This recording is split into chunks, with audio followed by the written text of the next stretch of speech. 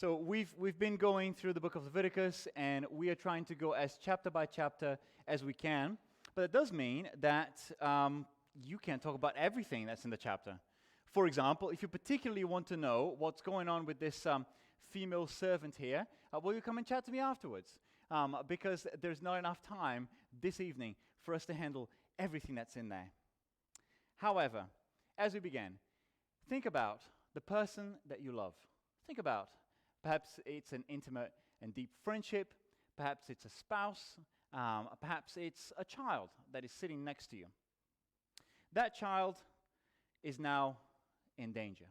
That deep friendship, okay? Let's imagine they're in a burning building or some other thing like that. Would you go in? Would you rescue them? Would you? A child? What if you have more than one child? Obviously, you pick your favorite child. You try and rescue them, okay? That's how, when we were on a plane once, the air hostess just said, if you got to choose, you choose your favorite child, put the oxygen mask on them, and then you'll live to see a better day with your favorite child. But why would you rescue them? Whether it's a meaningful friendship, whether it's a spouse, why would you rescue them? Anybody? Why would you bother? Because you love them. Okay, so what you're saying to me is if I have in my mind the picture of a rescue, whether it's an animal, whether it's a child, okay, what you're telling me is after that child has been rescued, you don't just go, great, mate, now I'm going to live your life. Go and live your life. See you later. Like, that would be weird, wouldn't it? If you rescued a pet that was precious to you, paid good money for it, let's imagine. Not that you pay good money for a child, but for a pet. And you completely ignored it, it wouldn't make any sense, would it? Because just as with our real relationships in the real world, so it is with the God of the Scriptures. He rescues, not so that he can say, I've canceled your debt now, your sins are forgiven, forget you. But so that he can be in relationship with us. And we've been getting that again and again, every chapter of the book of Leviticus. And you've been reminded again and again, and if you're taking notes, that's in your notes, okay, you got no excuse.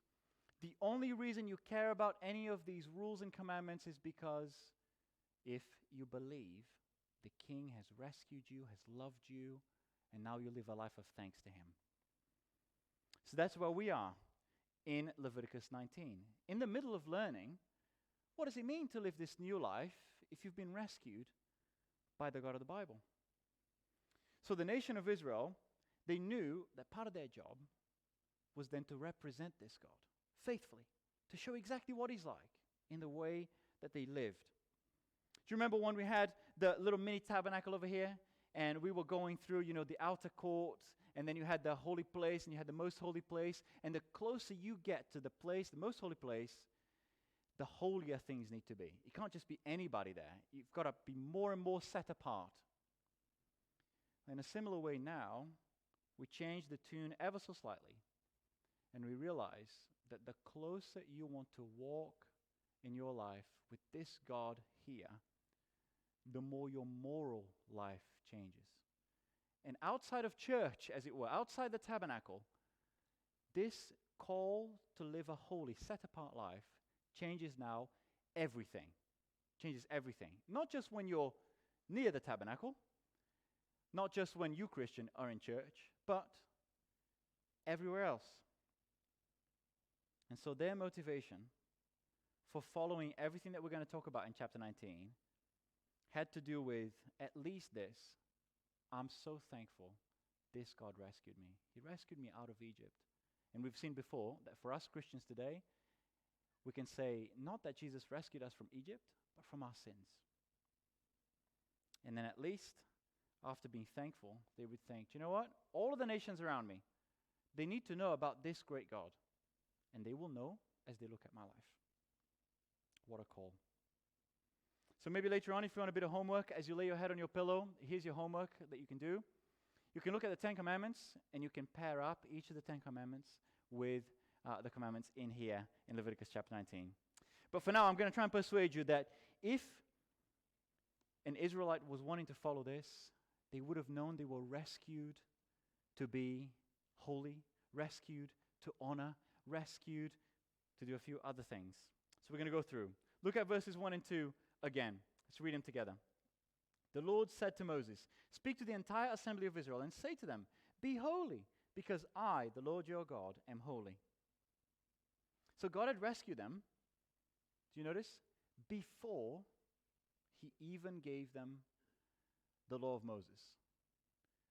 So what we can't say is, "Hey, come and be a follower of this God, obey him, and he will love you." We can't say that. Because the Israelites were only given these rules and commandments after he rescued them from Egypt. Already here, in these first two verses, you have one of the differences between Christianity and all the other religions of the world. All the other religions of the world might say, prove your worth by obeying the rule, the commandment, the number of prayers, the set way that you do this, the way that you come into the building, the way that you leave the building. Obey, and then, perhaps, the God or the gods will love you. Here is a God, the God of Israel, who says, look at the very end of the passage, verse 36, "I am the Lord your God who brought you out of Egypt." He's already done it. He's already loved the people of Israel. Just as Jesus has already loved the church, all those who believe, and open their eyes before they could decide one day and say, "Do you know what? I'm just going to follow God." No, he loved us first. What amazing God. What a difference. And that's why we have that sandwich. In verse 1 and in the verse that we read, it sandwiches the chapter saying it's all about the call to be holy like your God is holy because he has rescued you. And as you do that, every area of your life is going to be affected. From the family business to friendship, and as we've seen in previous chapters in Leviticus, to what you eat and to your bodily fluids. Go and listen to that sermon again. But I wonder, what do you think, this is for you to say something on, if anybody spent any length of time with Tiago, what do you think they would learn? What would they find out about Tiago? Think about that for a second. I don't know if I should allow you to say something, but perhaps some of you might say they would learn that Tiago loves a medium roast coffee, that he will be drinking it several times a day. Perhaps they would learn that he likes exercise, that he likes cats and pets, particularly that after a long, hard day at work, he might like to pick up a cat and sniff it. Most of all, I would hope and pray that if you spent a day with me, you would see that I love this God who rescued me. That's my hope and dream. That's the challenge already in these first couple of verses. If you are rescued to be holy, set apart, that means other people who spend time with us would be able to see that the Lord has set us apart and we live a different life. And that's why we also want to see here that we were rescued to honor. Look at these groups of people here. Verse 3, who do you want to first? Each of you must respect, honor your mother and father. You must observe my Sabbaths. I am the Lord your God. Watch this for a second and perhaps relive some of your childhood, which I never got to experience being a foreigner. I'm an expert at talking. We need a car. Uovo. A 1, 2, 3, whoopla!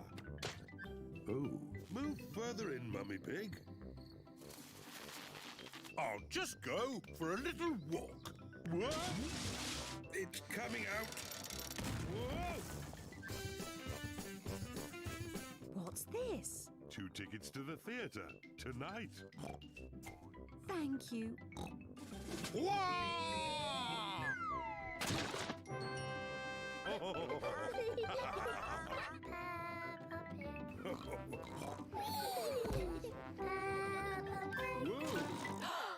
Oh, Daddy Pig. I mean, we got here in the room some Pebbles mums from our toddler group. Can I just ask you, because I couldn't find the answer to this, does Daddy Pig ever do anything useful? He doesn't, does he? That's very interesting. I picked this cartoon because as soon as I read Each of you must respect your mother and father. I thought about all of the cartoons that I grew up with, and none of them show any respect for parents whatsoever. Even in a culture of some, I don't know, 4,000 years ago, where it was the norm to respect those older than you, if even then this needed to be commanded, how much more today, where you would forgive any toddler growing up watching Peppa Pig for thinking, yeah, that is a bit useless, isn't he? He's a bit dumb, really. He's a bit dim. You would be forgiven for thinking that if that poor toddler has grown up on a diet of Daddy Pig. And yet here, God is saying part of representing him means honoring father and mother, the family unit that God has designed to reflect him. And note even the curious fact that mother is mentioned in that sentence. In an ancient world where women don't have the same rights as men, and yet they must be honored by their children. Would you have thought, I wonder, that honoring, loving, caring for, being devoted to the good of your parents would be reflective of God's love? I never would have thought about that. But it doesn't end there. It's not the only people that you are rescued, if you're a Christian, to honor. Rescued to honor parents, rescued to honor, verse 32, look at it. Stand up in the presence of the aged. Show respect for the elderly and revere your God. I am the Lord. I mean, if you then grew up in the UK and you moved on from Peppa Pig, but now you're watching Disney movies, of course the image of adults will have improved, won't it? Not at all. Because you pick almost any Disney movie, what is the role of the aged? They normally just try and curb the freedom of the young, don't they? They're not people to be admired. They're people who are stuck in the old ways, saying, oh, when I was young, we used to do it like this. They're the people that you don't really want to care much about. Isn't that true? Again, you would be forgiven for thinking, living in our culture, that the aged have anything at all to offer. That you should have any respect, and such respect that, verse 32, you would show it by standing up when they enter the room. Wow, that is some measure of respect. Who do you stand up for? Who would you respect? We all respect somebody, and yet it seems that in our culture, we would sooner respect a celebrity, or perhaps an influencer, or an actor, or an actress, than we would respect those who have lived through life, been through a few things, and then some. God is saying, my people, the people who belong to me, the people I have rescued, part of their new life is to show respect for those who are older. And elsewhere in the scriptures, you may not be surprised to know that the gray hairs are the crown of wisdom, because you guys, who are a little bit older than me, should know a thing or two that I don't know. Let me give you an example. In my foolishness, I'm 32 years old, learning to play a different sport. And so I thought to myself, who can I perhaps have a little sparring match with in a badminton court? The church treasurer. So I invited the church treasurer, sitting over there, for a friendly match. Perhaps I'll go easy on him. We played for 45 minutes the first time we played together. Please, guess now, how many points did I score against the church treasurer? 1 point? There's no faith whatsoever in me. I scored more than that. I scored 4 points. I believe 4 points. I thought to myself, perhaps I should go down the list. I then challenged for a game of squash one of our deacons. Both of those opportunities left me suitably humbled, and I remembered that being young and believing the narrative of our culture that being younger is better doesn't work. And yet, even though those things are true, what is the reason in verse 32 that we should respect those who are older? It isn't their prowess, their intelligence that drives us to respect them. It is this: fear the God who watches over them and who structured society to function well when we love them. So honor parents, honor the elderly. That's why you are rescued if you are a believer. Honor God's timetable. Look at verse 3. The Sabbath. What is it that marks Christians out in the world? I wonder. What marked Jews out in the world? Let's say if you're a bloke and you're in the sauna, certain things about a Jewish man's body would mark him out as a Jewish man. You would know. There are stories in the ancient world about this. They were circumcised. If you spent a length of time with a Jewish person, you would have known that on the Sabbath day, they worship their God. And you cannot dissuade them to move away from that. Now, we Christians look at this and we know that the Sabbath is a picture of enjoying God, of stopping work and worshiping Him in that pattern of work and rest, that the Sabbath is fulfilled in Jesus. And you have more questions, come and chat to us. But listen to this in the book of Hebrews. For if Joshua had given them rest, God would not have spoken later about another day. So the Sabbath points to another day. There remains then a Sabbath rest for the people of God. For anyone who enters God's rest also rests from their works, just as God did from His. Let us therefore make every effort to enter that rest, so that no one will perish by following their example of disobedience. We know that God had established the Sabbath so that God's people would rest and reflect Him by worshiping Him.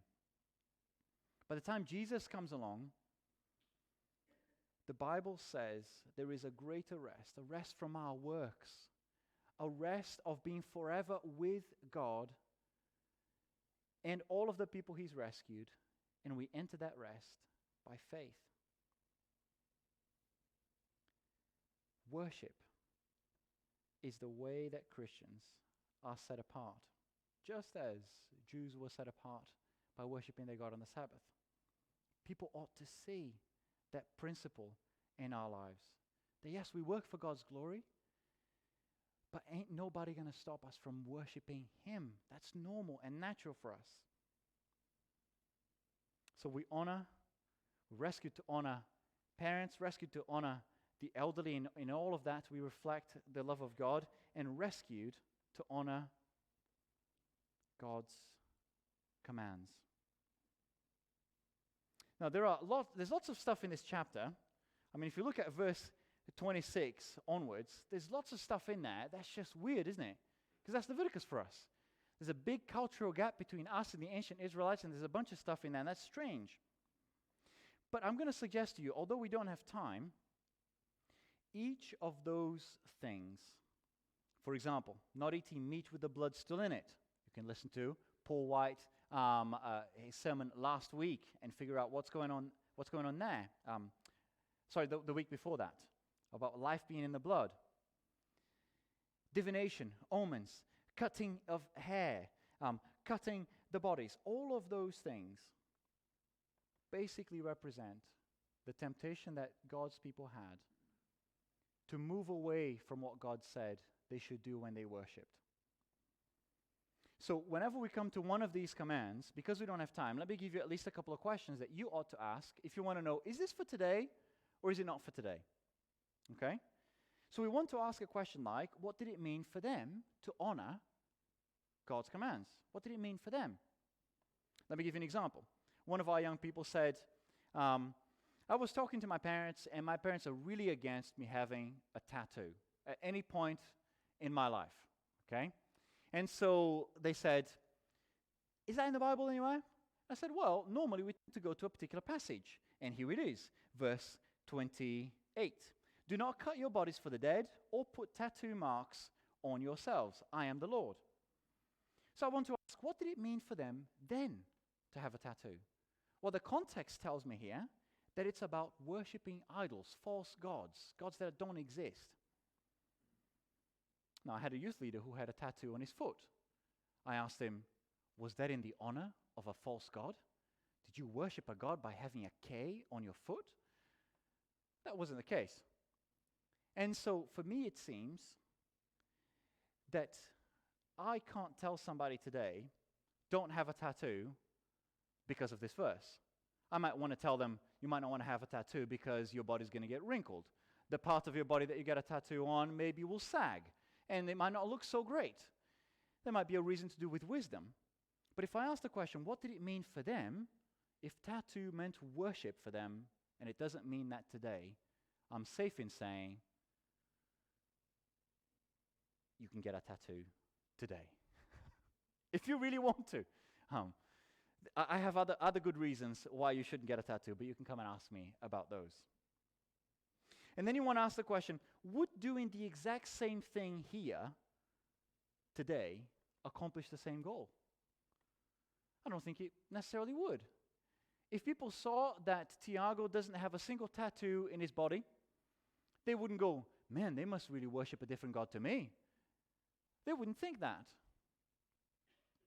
Here's an example. Verse 19, look at it. Some of us in the congregation are farmers or children of farmers. Were you ever tempted to perhaps crossbreed a sheep and a cow? I mean, that may not have been a temptation for you. Or a sheep and a goat. Back then, perhaps they would have had a temptation to move away from God's order of creation, where when you look at the book of Genesis, everything is according to their kind. And so I believe that as I read this verse, it makes sense to say, the question I want to ask is, how can I live in such a way that I show I believe God's good order of creation is true? Still in that verse, don't plant a field with two kinds of seed, because again, it's a picture of not mixing together two things God has created to be distinct. That doesn't mean anything for us today, not least because many of us don't have a farm, but how can we honor God's order in creation? I only have to say, by following his design for our sexuality, that you already go, oh, yes, that is a lot harder than not planting wheat and barley in the same field. If I chose to follow God's blueprint for my sexuality, I would be going against the way that the world lives. There's yet another one in there, again in verse 19. It makes all of you in trouble. Do not wear clothing woven of two kinds of material. Is there anybody here tonight? Anybody got a mixture of cotton and polyester or anything like that? Okay, so you would have been in trouble, wouldn't you? But read this with me. In Exodus chapter 28, if you can get your fingers across the pages fast enough, we hear instructions about how the clothes of God's holy priests that represent him, how they should be made. So Exodus 28 from verse 1. Let Aaron, your brother, be brought to you from among the Israelites with his sons, so that they may serve me as priests. Make sacred garments for them. Look at verse 4. These are the garments they are to make: a breastpiece, an ephod, a robe, a woven tunic, a turban, a sash. They are to make these sacred garments for your brother Aaron and his sons, so that they may serve me as priests. Make them use gold and blue, purple and scarlet yarn, one fabric, and fine linen. The other instance I could think of in the scriptures of people using mixed fabrics were the priests that had a very specific role of representing God. They were set apart. Nobody else could do the job that they were doing unless they were a descendant of the same tribe. Could it be that if another Israelite in that timeline, in that place in history, if they wanted to go out of their way to wear something of mixed fabrics, it was because they were saying, there's no difference between me and a priest. I'm just the same. And if you look at the book of Numbers, the time that people think that is the time that Korah and Nathan and Abiram rebel against God and say, Moses and Aaron aren't any different to me, and the earth swallows them whole. What's the point? The point is that all of this is part of being a rescued people who want to not just parents God's timetable or the elderly, but God's leaders. And even today, God's church leaders, although we are not distinguished, as you can see, by our clothing, although you might argue that my clothing is distinguishably more fashionable than Andy's, that's not how you know that we are servants of God, shepherds of his flock. That's not how you know.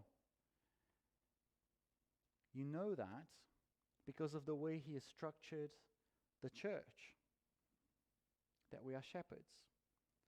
And the way that you honored people then, is different to how you would honor God's leaders now. Listen to one example of it in the book of Hebrews, chapter 13.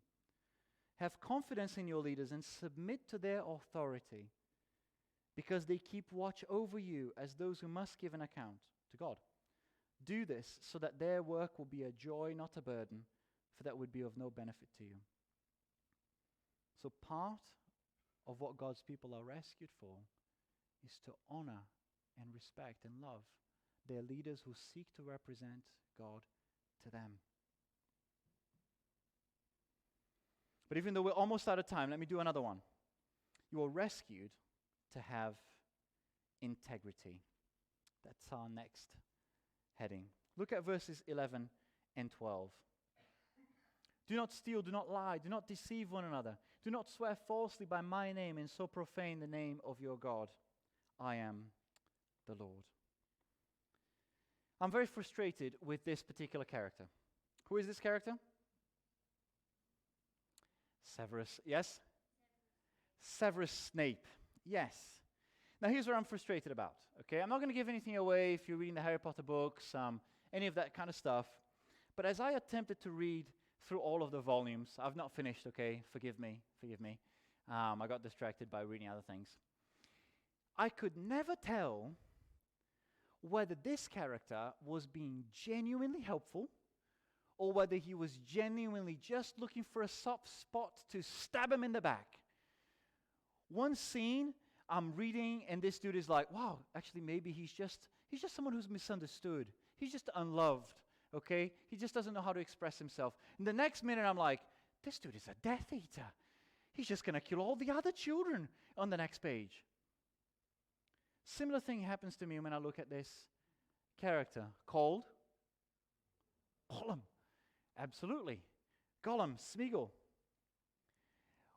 If you have as much pity on him as Gandalf does, as you go through the Lord of the Rings, as you're reading it, more so in Lord of the Rings, in the books than in the movies, you take pity on him and you go, man, he is trying.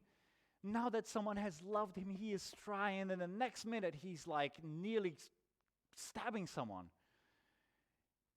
This is what is frustrating about characters that don't have integrity. You can't trust who they are. You can't trust what they are doing, whether they are on your side or not. The word there, the word that we use today for integrity, comes from a word that means whole, integritatem. That means whole or sound or complete. Here's where I'm going with this. Here is a temptation for all of us human beings to not be whole, to be fractured people who are one thing with one group of people, another thing with another group of people. We are tempted to be people who misrepresent things. For example, to pretend that after I've taken what's yours, I pretend it's mine. I misrepresent that. Perhaps to misrepresent myself to you. That's called a lie. To make you think something of me that's not true. Perhaps to deceive you for my own gain. We all know what it's like to have two-faced friends who will behave one way with you and another with someone else. Or maybe you know with me from when I was a teacher, because you know the conversations you have in the staff room, even if you don't participate, you know that as soon as you leave, they'll be having the same conversation and shredding you and peeling off your life bit by bit. Who are God's people to be? If they were rescued to have integrity. They are not people who will misrepresent what they own by stealing, who will misrepresent a picture of other people's characters by lying or by deceiving someone else because they can make themselves look good. At the time that this book was written, you may have profaned God's name by saying, I swear by God, this isn't going to happen. I won't do this. I haven't done this. And therefore you misrepresent the God of Israel. Here, God's people are called to be authentic. Now, we're going to have to bring things to a close, but just think with me for a second. One of the things that in all of the statistics, all of the research that I've read, in the generations that are younger than me, what they value the most is authenticity. No lies. Just being true to yourself, being honest, what you see is what you get. We Christians have the most motivation to be honest, to have integrity. Why?